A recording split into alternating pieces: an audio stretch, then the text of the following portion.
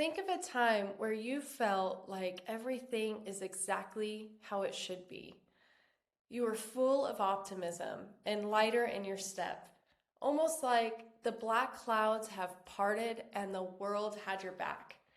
And now think of a time when everything that you planned and expected went differently, and you hit every roadblock, and you started to wonder, am I being pranked? Living in alignment with our values doesn't mean that we've automatically transported into this perfect life and we're just bursting at the seams with bliss. The difference is when we live by our values, we meet each experience with awareness and we can choose how we want to move forward. It's kind of like having your own internal compass, and you're able to navigate the waters no matter what storm lies ahead. I'm Fallene Wells, your catalyst to grow.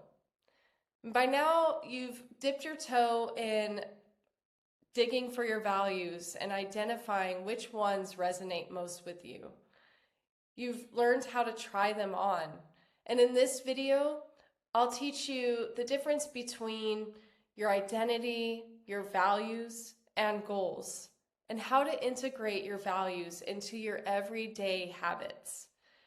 And then I want to show you a new journal that I created to help you live in alignment with your values. So grab your journal and let's get growing. Before we can get started integrating your values, let's first understand the difference between your identity, your values, and your goals. Identity and values are something that I often would get confused. But identity is your sense of self. It's who you believe yourself to be. I believe myself to be a compassionate and empathetic, crazy cat lady. And your identity can influence your choices because I think that people naturally act in a way that's consistent with who they believe themselves to be. Values are your guiding principles. It's the things that you want to live by. Things like integrity or love, compassion, freedom, family. They're ongoing practices. There's no destination, but you can live them by the small acts that you do every day.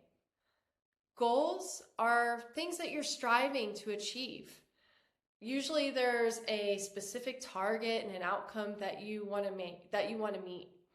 Things like paying off your debt or buying a new car or house or running a marathon. You might have lots of goals that you accomplish in your life, but your values remain your guiding principles. And your identity grows through repeatedly acting in alignment with those values. Progress requires change, and change can feel uncomfortable because it alerts fear, and fear's job is to keep us feeling safe by doing what's familiar, even if it means that change is going to be beneficial to you. As they say, growth exists outside our comfort zone, but for that growth to be sustained, we have to implement change slowly by integrating that change into our daily habits. And I'll show you how in these next steps. Let's start with a feeling. Think about a time that you've planned a trip. It usually starts with how you want to feel once you get there. Maybe it's a beach vacation and you can't wait to put your feet in the warm sand and feel that warmth on your skin and just relax by the ocean. That emotion is your motivation that drives you to buy the ticket, pack your bags, and make the plans to get there. Growth works the same way. Instead of starting with a discipline, start with a feeling that you want that behavior to give you, and ask yourself, how do I want this behavior to feel? Do I want to feel calm or focused? Do I want to feel creative or energized. That emotion becomes a thought, and that thought becomes your guide for your behavior. Let's take a habit that most of us probably do, which is grab our phones first thing in the morning. And we start scrolling on social media, checking the news, our email. Before you know it, over an hour has passed and you're left feeling stressed. And that stressful energy and behavior can change your entire day. The thought of going for a walk or to the gym in the morning has been completely pushed aside. And now you're leaving the house feeling anxious and out of alignment. Maybe you're aware that you want to change. For me, this was very much my mornings. I would feel anxious after scrolling on Instagram and Facebook, and I wanted to change, but my mind kept resisting that change, and I was stuck in the habit. And I was left feeling focused on not having or being enough. Instead of removing that habit, focus on what that habit leads to. For me, in the morning, I wanted to feel energetic and optimistic. So I decided to take all of my social media apps and move them on the very last page of my phone in a folder that I call Time Suck. On the first page, I created a folder that's called Morning Routine. And I put all the apps in there that create that feeling I want to have in the morning. So I still grab my phone in the morning, but instead of scrolling on social media, I'm now writing in my journal, reflecting, practicing gratitude, meditating, and exercising. The habit stayed the same, but my behavior shifted slightly. And because it was such a small shift, my brain was able to accept it as normal. And those small shifts over time began to change how I felt in the morning, and my behavior improved. So now it's your turn. Let's look at the habits that you want to improve.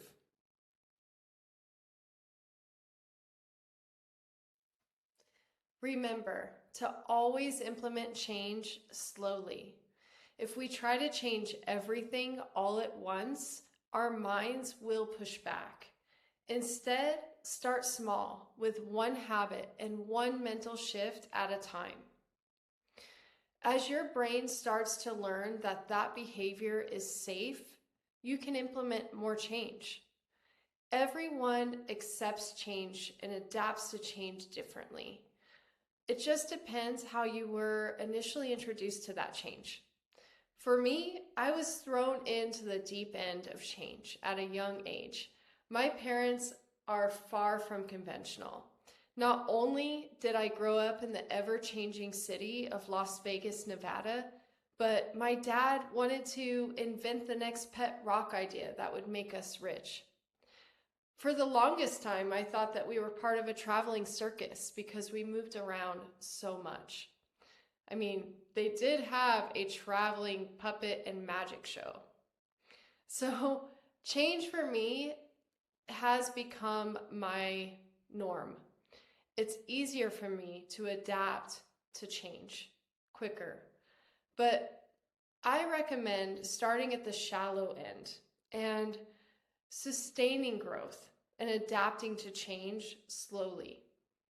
Instead of focusing on how fast it will be or how long it will take to implement that change, focus on the consistent actions implementing that change.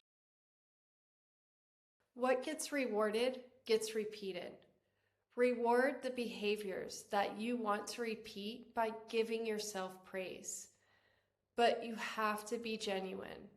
This is not the type of behavior that you want to put on cruise control, because that dishonesty can compromise one of your values and lead to feelings of resentment.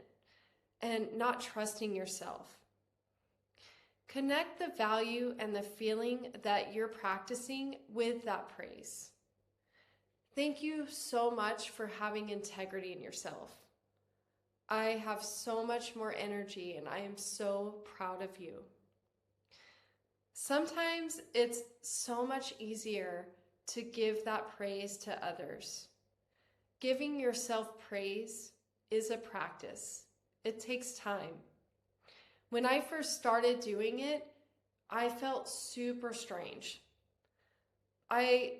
What helped me most in starting this practice is to visualize somebody that I naturally would encourage and give praise to. And over time, that practice started to feel normal.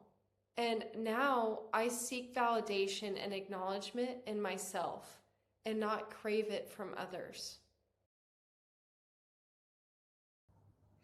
I'm very excited to present my new ebook. It's a journal to practice living in alignment daily with your values. Look, I'm no mechanic or into cars very much, but over the past year, my husband and I have been on the journey of getting our Spanish driver's license here in Spain. It's a huge process. Recently, we had to get a technical diagnostic on our car to make sure it was in alignment and safe to drive. And while going through that process, I couldn't help but notice this metaphor it was creating for living in alignment with our values. When something is wrong with our car, we don't blame ourselves, we get our car checked. We look at the alignment, the systems, and the parts that keep it running properly.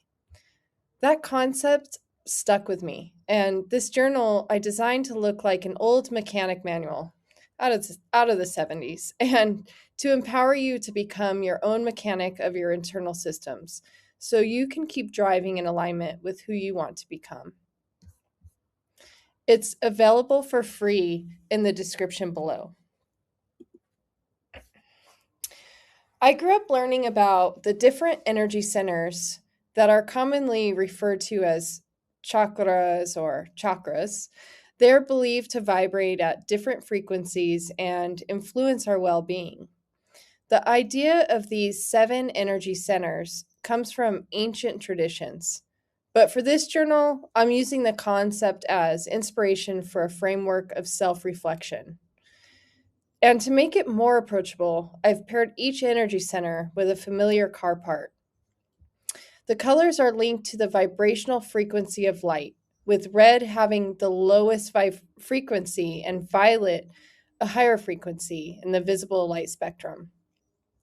You don't have to understand chakras or wavelengths of colors to use this journal, however. I just want to give you a brief idea of each energy center as it relates to your well being so you can become aware when something feels out of alignment and adjust it accordingly. The first one is your chassis or body frame of the car. It's located at the base of your spine, your legs, and your feet.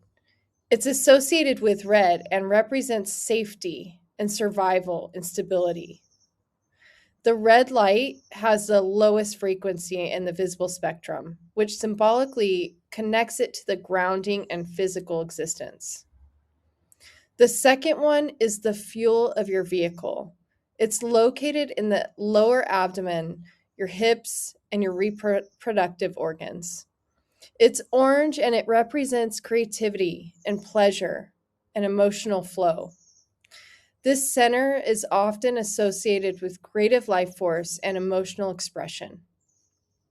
The third is your engine. It's located in the upper abdomen and stomach area. It's yellow and represents confidence, willpower, and your personal identity. Yellow is linked symbolically with mental clarity and personal power. The fourth energy center is your suspension. It's located in the center of your chest, your heart, and your lungs. It's green in color, and it represents love and compassion and connection.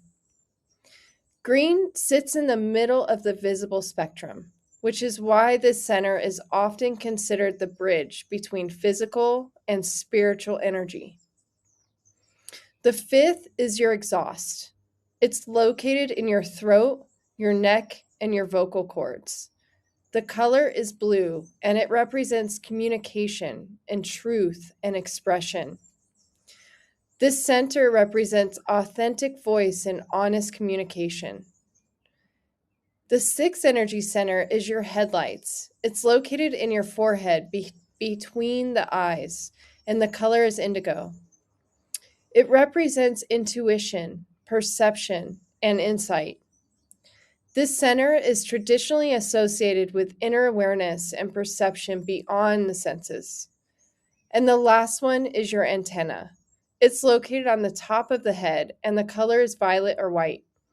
It represents consciousness and spiritual connection and awareness. Violet light has the highest frequency in the visible spectrum, symbolizing expanded awareness.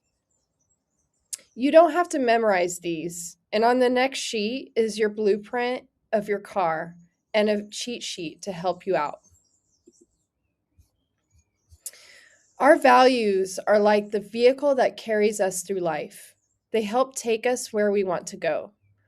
Like this car, the vehicle is made up of many parts, which, by the way, I'm slowly learning to identify in Spanish and also in English. Each part plays a role in helping the whole system run smoothly. In this diagram, I've connected those parts to 7 of our internal energy centers. And here you can see characteristics for each energy center, when it's in alignment, when you're out of alignment, and a quick suggestion to tune up your system. Your vehicle specs are where you can identify your values and define what they look like to you when they are in alignment. I put mine in as an example: integrity, love, deep connection, creativity, and courage. Make sure when you're identifying each one to you that you also think about, what does integrity or what does your value look like to you when you're leading by example? So, for example, what does deep connection look like for me? It's basically having a meaningful connection, not only with others in conversation, but also a connection with myself, with authenticity and using compassion. So, any value that you identify for yourself, make sure that you're thinking about how that value shows up in your self talk, in your thoughts, and how you lead your life. And then next page here is your recalibration guide. And it asks questions to help you identify what helps you get realigned. For example, when my fuel is off and I need to tune up, I'll listen to music super loud, paint, draw, or do something creative, like even writing this manual here. That really helped to recharge me these past couple weeks. This is where your daily log begins, where you'll put the system that you feel out of alignment in. Like, for example, I put fuel. I scored it at 3. And that's why I felt I really wanted to do something creative. And this was the recharge that I needed. You can then score each one to help you become aware of which energy center needs a little extra care and support. The support request asks what you'll need from yourself to recharge and what you can ask from others. So, for example, I put, what do I need from myself? Permission to take time to nurture my creativity. And then what I need from others is to express my needs. So if maybe I'm going to spend time on this and not going out with people or spending time elsewhere, then I let them know this is what I need some time to work on. The alignment action is choosing what tool from the recalibration guide to help you adjust that system that is out of alignment. So for this, I'm going to block out time to listen to music and paint. I ended up doing this journal instead, but it's just something that's just a guide, a tool for you to use. You can always change what refuels you for that moment. And your evening check is to help become aware of when you are in the flow and when you are feeling friction. Because this awareness will help you understand quicker when something feels off. So, for example, when I was in the flow, I let go of expectations and appreciated the present moment. I had no idea the direction that my inspiration would take me, and I just kind of went with it and was in the moment while I was doing it. And that helped me feel like I was in flow. When I felt friction is when maybe I neglected other areas of my systems. So, for example, maybe not taking breaks, not going outside in nature, or not listening to my body when I needed to stop for a break. Those type of things create that feeling of friction. So I know next time, let me time block this creativity and then work on my other systems, so that can become aware that everything is working the way it should. Ending your day with something you're grateful for helps you become focused on living in abundance, realizing all that you have now that is available to you. When we focus on being grateful, everything changes. Our perspective about what we currently have, we start to feel much richer in life instead of focusing on the things that we don't have and that we lack. Last is the weekly tune up, and this summarizes which system was easiest to maintain, which one had friction, and which one needed the most work. It also helps you track your internal progress by recognizing your little shifts in mindset as milestones to celebrate and give yourself praise for. Like we were talking about earlier, is anytime that you were able to do something that you didn't think was possible, give yourself praise for that.